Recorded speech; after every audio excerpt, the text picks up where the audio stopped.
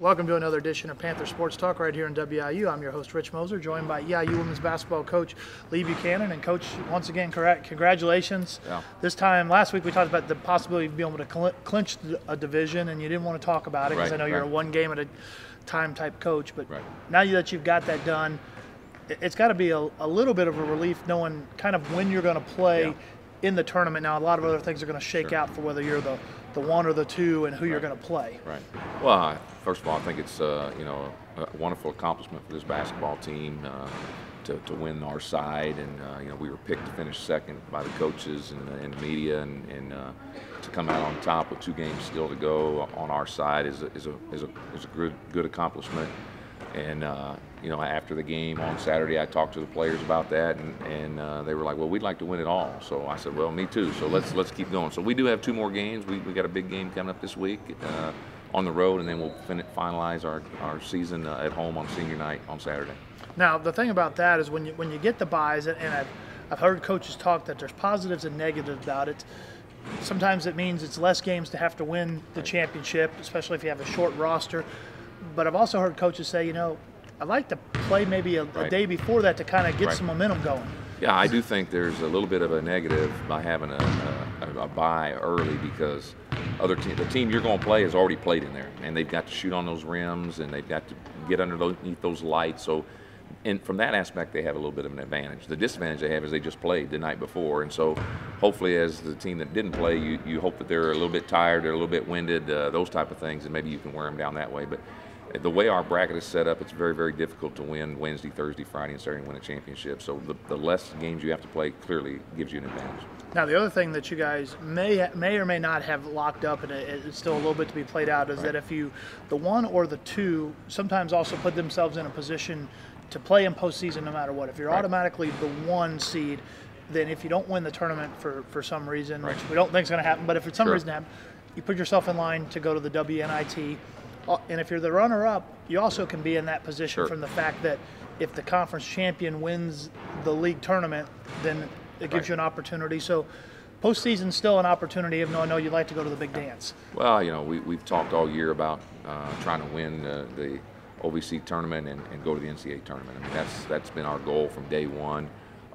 Anything else that comes along is certainly a wonderful accomplishment, and we definitely want to play in postseason. We hope it's a big dance, but we certainly would go to the NIT and represent Eastern Illinois and our conference in a great light. Now, let's talk a little bit about how you guys got there. You beat Belmont, a team you hadn't seen before in conference play, and really the school hadn't played them for a number of years. And I'm looking at, I think they might have been an NAIA school when we played them previously, because they made that transition.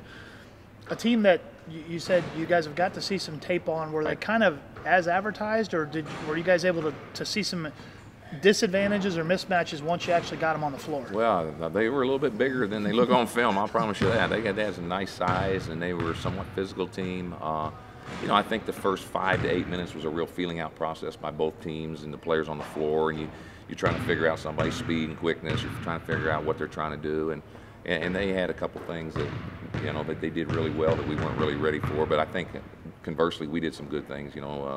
Kenya is a very, very quick player, and a lot of teams don't realize how quick she is until they're out there on the floor. So, but I think the physicality of the game. They were the #1 defensive team in the league, and only giving up 54 points a game. We hung 60 on them. So I was pretty pleased that we would at least get 60.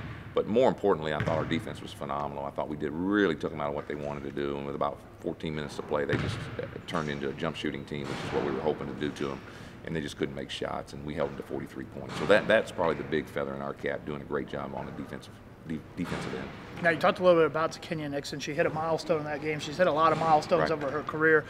Tiled Rachel Galligan for a number of career free throws made, and that speaks big for her from the fact the position she plays. It means from the point guard position, they're usually not the one shooting as many free throws. A lot of times it's one of your big people down in the post that's getting fouled when they're down there. Yeah, I mean, that's the type of record that has to be set, has to be put in motion way back when she was a rookie, and her ability to get the ball to the rim causes a lot of problems. Her ability to really jump out of the gym causes a lot of problems. She's a really good offensive rebounder, so she's definitely not afraid to get down in there and mix it up a little bit in the paint and do some things there. And then also being a point guard, there's times in her career where we've had the lead and they've had to foul to try to stop the clock, and so she's been the recipient of a lot of those foul shots. So, but again, she's got to go up there and make them. So you know, hats off to her for doing all that kind of stuff, and we'll take many, many more of those from here on out. Now, looking forward, you guys have 2 games, and I know earlier in the season when we were talking, you were like, these 3 games in a row might be the death of us, but now that you got a little bit of pressure off you that you're not playing one of these 3 games to try to get into the tournament for seeding. Does it help you play a little bit maybe looser when you go to UT Martin and play Edwardsville this weekend? Yeah, I mean, I don't know. I mean, every player feels differently about you know, big games and pressure that's put on themselves and those type of things. But you know, right now I feel like the team is really focused on trying to win this whole thing, and they know that we've taken one game at a time all year. And I know that's boring TV and boring radio, but it's what we've done. And right now, you know, we're going to play a very good Martin team, especially at home. And a lot of people might remember from last year they kind of broke our back down there with a 3-pointer and beat us in overtime down there. So there's a little bit of an revenge factor going down there and playing well. But again, we're not worried about who we're playing. It's how we're playing. We've worked hard in the last couple of days to try to get ready for them, and we'll go down there and see what we can do. And they know the implications of every win now just gets you a step closer to where you're trying to go. Now, because we're not going to talk about it before then, Senior Day is going to be on Saturday. We're also having the women's celebration event, so there'll be some former basketball players. I know Rachel will be back. Arisha Galligan will be one of the players back. But I guess how did you, in addition to the seniors soaking in that moment of their last game on this court, hopefully they're not playing in here in an NIT or something else, I guess how do you have them soak that in, especially these 4 girls who have been so much a part of this program, but also understanding the bigger part of this women's celebration and kind of what that's going to mean around this women's game? Yeah, I mean, it's you know, it'll be a special day for our players and for former players that are back, and you know, I'm sure there'll be a little bit of emotion tied to that game, just with our 4 seniors going out the door, and you know, I just think it's an important time to take everything in. I mean, we've talked about, you know, there will come a time where your career will end here in Lantz Arena, but that doesn't mean it's over for good, and we've got to continue to just you know, keep preparing ourselves and keep playing. But it'll be a good chance for our players to go out on top and really put forth a great effort and see what happens from there. Okay, and a big event here on campus all weekend long.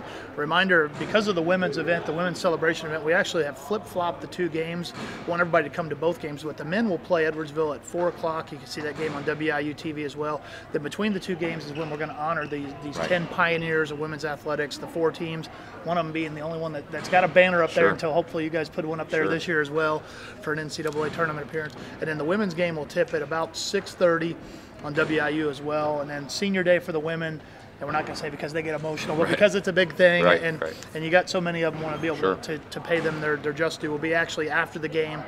We'll have those 4 ladies around. They'll be able to sign some autographs, take some pictures for the fans, and be a good opportunity to come out and thank them for all they've done for this program.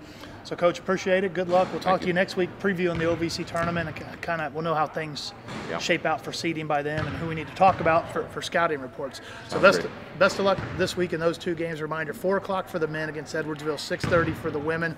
Be right back with This Week in EIU Athletics. WEIU is your home for Eastern Illinois Panther sports. Panther football. Running around the right end on a reverse, throws a pass, and it is caught. The Panthers win. Laura, of all people, throws the winning pass. Panther basketball. 6 and shoot, out to Piper. Long 3, Panthers lead. Panther greats. WEIU is your home for Panther sports. Panther fans, here's what's going on in Panther athletics. Men's basketball went 1-1 last week, losing an OVC contest at Lantz Arena to Belmont 80-49, and winning the bracket buster game at Northern Illinois 59-47. The Panthers are at Chicago State Tuesday night. For the result of that game and stats, check out EIUPanthers.com. Women's basketball went 1-0 this past week. They're now 12-2 overall in the OVC.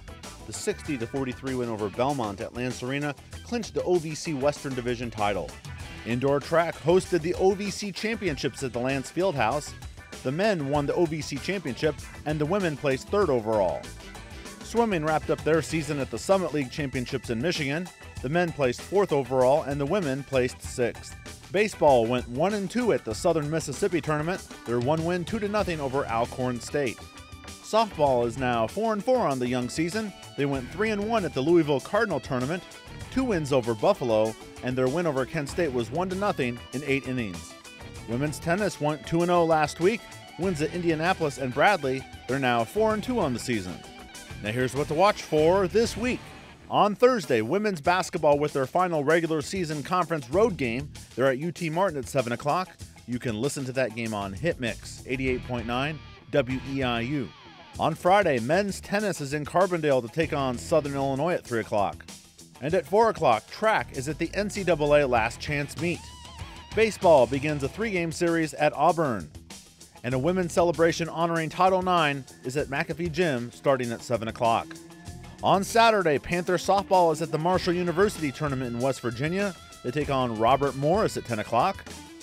And it's day 2 for track at the NCAA Last Chance Meet starting at 10 o'clock.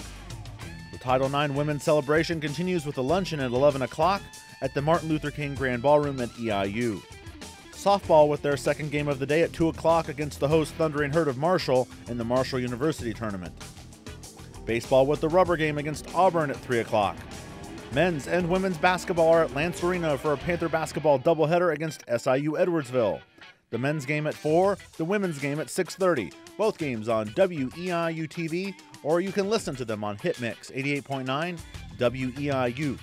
On Sunday, softball wraps up competition at the Marshall University Tournament. They take on Buffalo at 9 o'clock and the host Thundering Herd at 11:30. And baseball finishes their 3-game series at Auburn. On Tuesday, baseball continues action at another SEC opponent. They're at Vanderbilt for a 4 o'clock game. On Wednesday, men's tennis is in Peoria to take on Bradley at 1 o'clock. And the OVC basketball tournament begins from Nashville, Tennessee. If the EIU men make the OVC tournament, they'll play at 6 or 8 o'clock, and you can listen to that game on Hit Mix 88.9 WEIU. For Panther Sports Talk, I'm Ramin Karbasioun.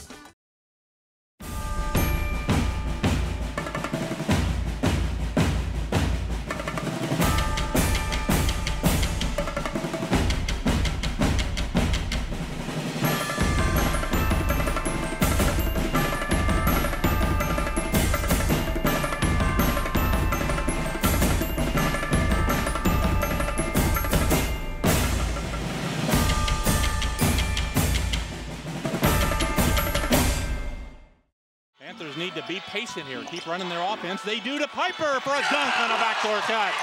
He got wide open on a backdoor. Eastern Illinois Panther basketball is on WEIU. It's the push to the postseason as Panther basketball looks to build momentum for the OVC tournament.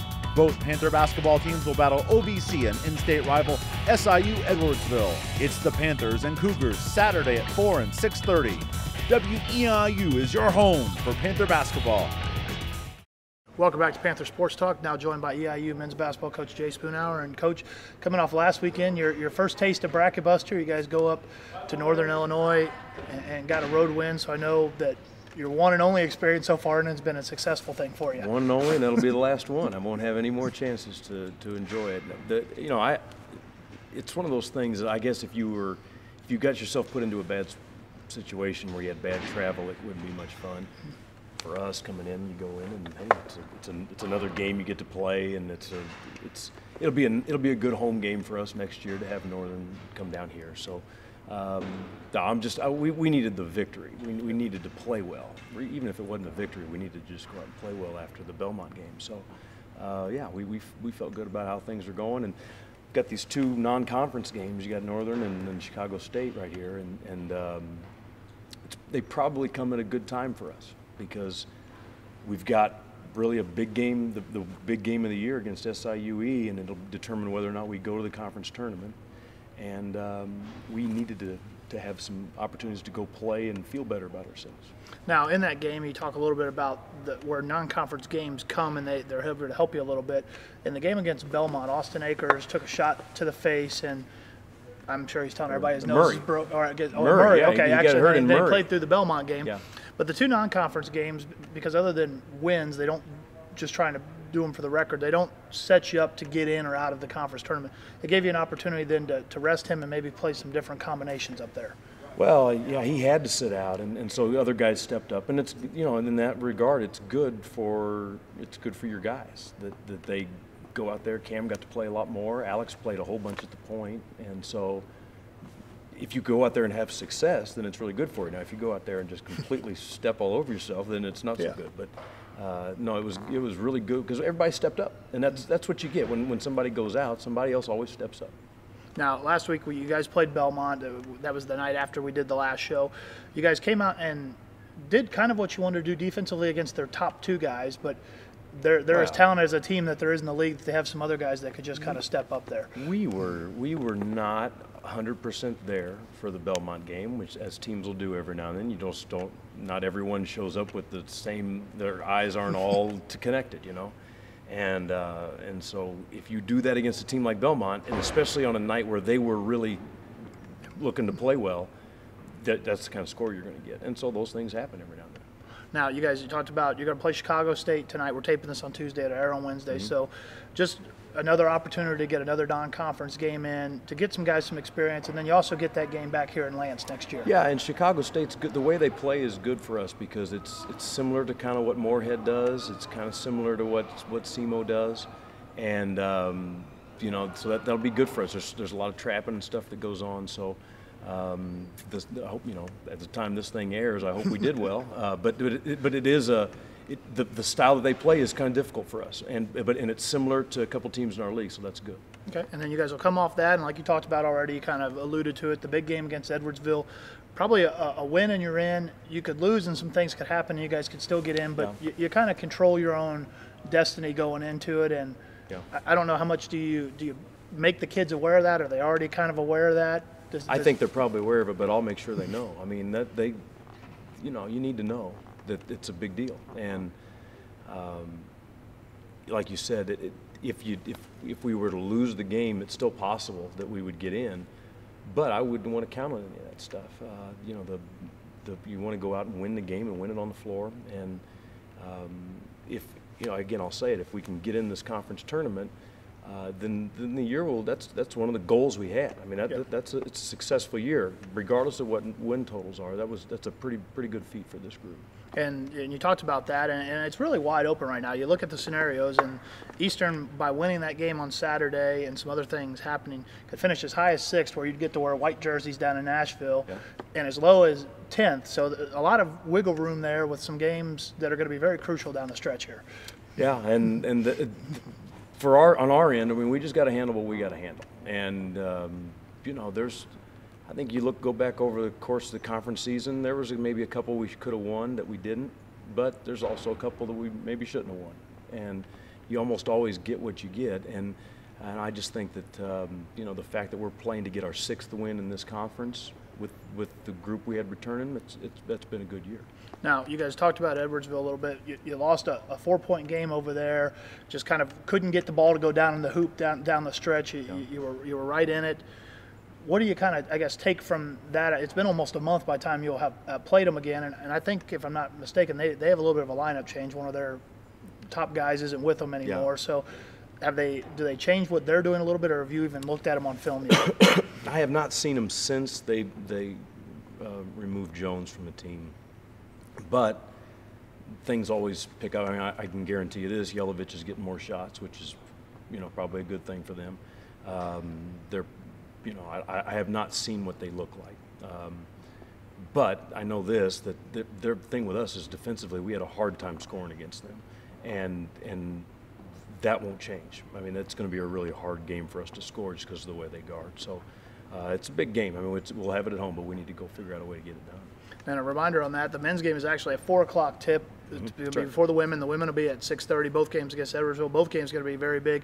You guys have kind of done, a lot of times we ask the coaches about the senior class that's leaving, but you guys have done it a little bit different this year in that you've honored each one of the 3 guys that are seniors through the last couple home games. Taylor Jones will be the last one, and he's a guy that's been a walk-on here and has really kind of done yeoman's work for a guy that's not getting any money to go to school here. Yeah, well, Taylor's a guy you can count on. I mean, he's fun to have around every day, and he's gonna, he's applying to go to grad school here, and we're hopeful we'll have him around here next year and help work with our guys and still continue to go to school. But he's just a good guy to be around no matter what you're doing. All right, Coach. Well, best of luck tonight up at Chicago State. Hopefully when this airs tomorrow, it'll be another win. It'll be the 10th win of the season for the program. And at 4 o'clock, the big game in here, Lantz Arena against Edwardsville. Hopefully, big crowd out there. I know the campus is trying to do some blue out, get some school spirit going, get some people out here, try to get a good crowd in the arena. Going to wrap up this week's show with some highlights of some of the recent games here in Lantz Arena from the Panthers. Thanks for watching Panther Sports Talk. Garoppolo in the shotgun, empty backfield, 3rd and 9. He sets up, 4-man rush. He's going to throw into the end zone. Touchdown, Chris Wright. Taken away by West. Nixon in the front court, into the defense, scores, and a foul. Eastern Illinois Panther Sports on WEIU are brought to you by the students of WEIU TV Sports. The live sports production team consists of students from Eastern Illinois University, Lakeland College, and surrounding area high schools. WEIU is your home for Panther Sports. Panthers need to be patient here. Keep running their offense. They do to Piper for a dunk on a backdoor cut. He got wide open on a backdoor. Eastern Illinois Panther Basketball is on WEIU. It's the push to the postseason as Panther Basketball looks to build momentum for the OVC tournament. Both Panther basketball teams will battle OVC and in-state rival SIU Edwardsville. It's the Panthers and Cougars Saturday at 4 and 6:30. WEIU is your home for Panther basketball. To work on Sisk, right of the paint, at the right elbow. Nixon drives, spins, up, under, shot, good, and a foul for the 3% from the field, from three-point land this year. 3, King, kaboom! Brad King bangs in the triple. Looks towards the paint, goes to Nixon off the double screen. Nixon fakes, drives, dumps off Olsen, right block, layup good. Olsen's got a career high, and Nixon set it up perfectly. Erica Burgess, athletic play in the lead, is back to 8. Wiss open, right wing 3, got it! Kelsey Wiss tickles the twine. She's got 3 deep balls. Kelsey Wiss on the floor. Bounce pass left block to Mitchell. Mitchell spins to her left over. Dirksen scores. Sydney Mitchell, strong move. Wing to Wilson, drives to the baseline, pass inside, knocked away by Jones. Eastern steals, ahead to Blanford, coming 2-on-1, takes it all the way, layup, good. Blanford rolled it home. Panthers need to be patient here, keep running their offense. They do to Piper for a dunk on a backdoor cut. He got wide open on a backdoor and Blanford hit him. The wing and stop, dumps it down to Blanford on the block, works in against Mushat, back to Piper, 3-pointer, left wing, bullseye. Piper's got 13 points. Gets it down on the right baseline, Woods works in against Wilson, laid it up over him, good, and a foul. Great hesitation by Woods to draw the foul and go to the line center court against Daniel. Backdoor Piper, layup is good.